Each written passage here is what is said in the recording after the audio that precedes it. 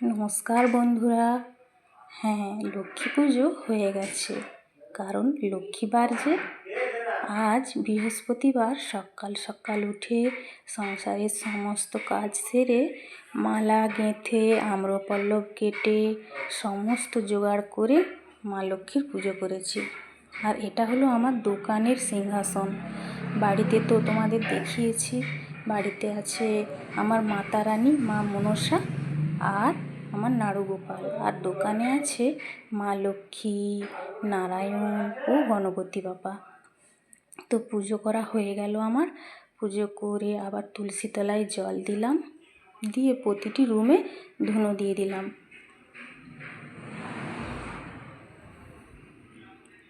তারপর একটু দোকানের ছাদে গিয়ে একটু রোদ পোয়ালাম। আর শীতের সকাল মানে তো একটু রোদ পোয়াতেই হবে, তাই না? আর আমার দোকানের ছাদের পরিবেশটা দেখো বন্ধুরা, চারিদিকে শুধু গাছ আর গাছ।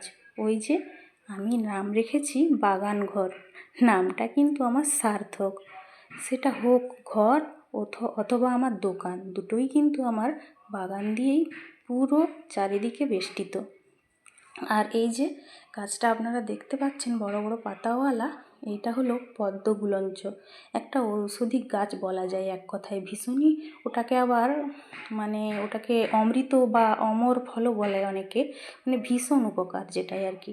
ওই যে কাণ্ডগুলো কত মোটা মোটা, ডায়াবেটিক পেশেন্টরা যদি ওটি রাতে ভিজিয়ে সকালে ওই জলটা পান করে, অনেক উপকার।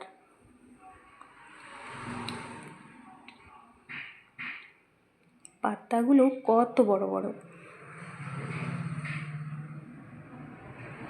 আর এই যে পেছনে এটা বট গাছ, এই গাছটা কিন্তু মাটি থেকে ওঠেনি, ওটা একটা তাল গাছকে কি বলা যায়, তাল গাছের ওপর থেকে গাছটা হয়েছে। তারপর ধীরে ধীরে শিকড়টা এখন মাটিতে গেছে, কিন্তু প্রথমে ওটা তাল গাছের একটা কোণ থেকেই উঠেছিল। এখন কিন্তু পুরো ভরে গেছে, এই যে এইখানটা পুরো জড়িয়ে নিয়েছে ওই তাল গাছটাকে। তারপর বাড়িতে চলে এসেছি। আর আজ যেহেতু নিরামিষ, তাই বাচ্চাদের জন্য এবং নিজেদের খাওয়ার জন্য সকালবেলা একটু বানিয়েছিলাম পকোড়া। ওটা কিসের বলুন তো বন্ধুরা? ওই পকোড়াটা বানিয়েছি ফুলকপির। ফুলকপিটা কেটে নুন হলুদ মাখিয়ে কিছুক্ষণ রেখে দিয়েছিলাম, ওটা জড়ে গেছে। তারপর বেসনটা, কালো জিরে, সোডা সমস্ত কিছু দিয়ে মেখে ফুলকপির পকোড়াটা ভেজে নিলাম মুড়ি খাওয়ার জন্য। ফুলকপিটা সরু সরু করে কাটতে হবে, কেন বলুন তো বন্ধুরা? ফুলকপির কাণ্ডগুলো তো একটু ক্যাচক্যাচে লাগে, তাই ওটা সরু করে কেটে নিলে ওটা অতটা আর ক্যাচক্যাচ করবে না, তেলে ওটা পুরো সেদ্ধ হয়ে যাবে। আর এইখানেও তো আমার বাগান, রান্নাঘরেও। কেননা আমার যে বাগান ঘর, তাই চারিদিকে শুধু বাগান আর বাগান।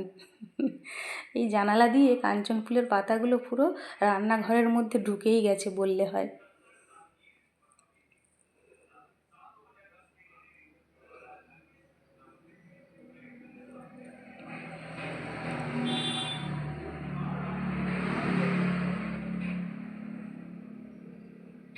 দিয়ে দিয়েছি সব, এইবার উল্টে পাল্টে ভেজে নেব।